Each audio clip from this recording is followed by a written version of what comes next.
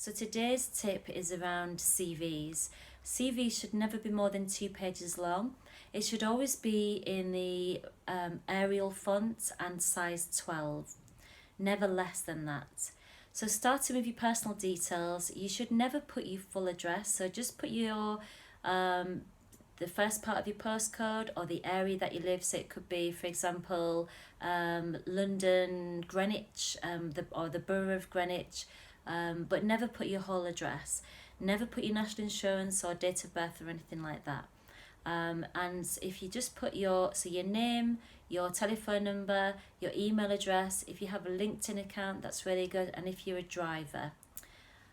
So moving on to the personal statement, this is somewhere where something that a lot of people falter on because they don't give it enough oomph, really. They don't sell themselves enough. So in a personal statement, you need to not only tell somebody, the employer, what skills and qualities you have, but you also need to provide your current or your last employment in your personal statement. The other thing that would be really good to put in a personal statement is if you can think of 3 really big things that you've done in your life that you feel is worthy of putting on your personal statement. So things such as going traveling, moving cities or moving country, learning a different language. There's so many things. It doesn't even have to be in your career. It can be out of career. These are the things that really sell yourself in a CV. These are the things that employers are wanting to look at to see if you stand out from the norm.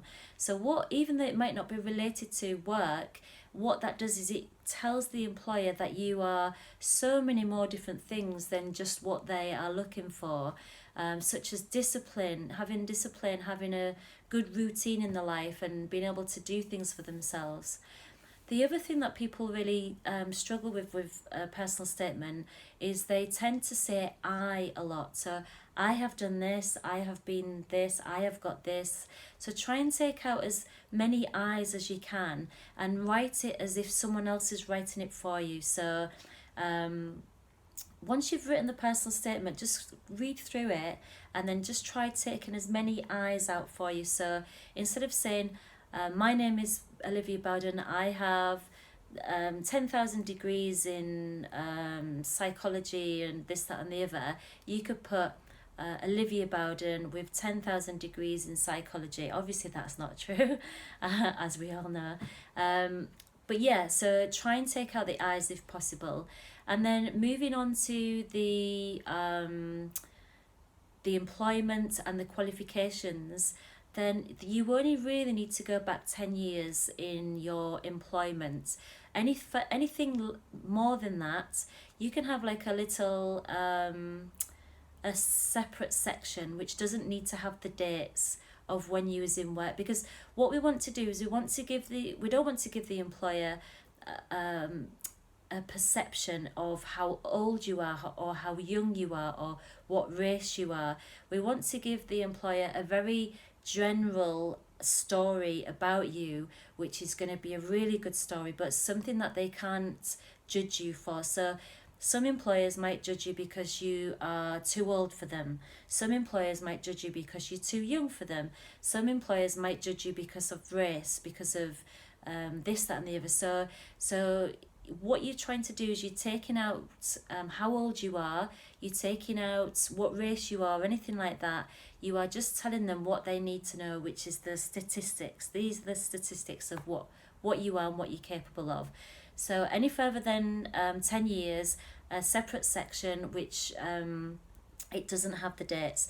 And the same with your qualifications. I never put the dates of my qualifications, no matter how new they are, on my CV, because I'm 45 now, and if I went back for the whole of my career, then someone could work out on my CV how old I am or how long I've been in work. Now, there's nothing wrong with my age or anybody's age. You can work at any age, but there's always going to be employers that are going to judge you on your age or your race or your sex or whatever it is. So try and leave out anything like that, and wait until you get to the interview, and then you can woo them. So if you're taking out the dates and of your qualifications and taking out the dates of any further than 10 years on your employment as well. And then with your hobbies, if you let them know what hobbies you do, the more the better. But also never put that you like going to the pub or you like to socialize, because it always gives an impression of, if you're going to the pub or if you're meeting people to socialize, then you're not actually doing anything else more productive with your spare time. So your hobbies is a really good chance to sell yourself. So it could be that you do something that you never really think an employer would be interested in, but actually again, it's not just showing about your hobbies, it's showing that you have other interests and other disciplines in your life. I hope this has been really helpful for you. If you want more tips and tools and free downloads, please visit